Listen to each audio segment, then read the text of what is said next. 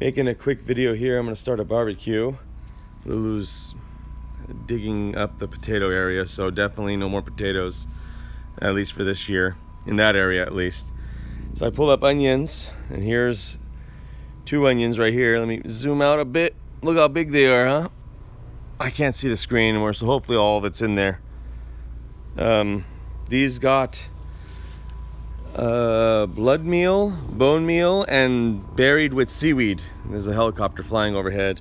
So these were planted, I don't know how long ago, but I don't know, they're 3 feet long, I would say. So pretty awesome.